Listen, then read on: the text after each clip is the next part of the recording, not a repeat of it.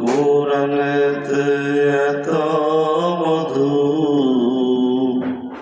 বুঝিনি তো আগে, পড়িতে খোদার কালাম এত মধু লাগে, পড়িতে আল্লাহর কুরআন এত মজা লাগে।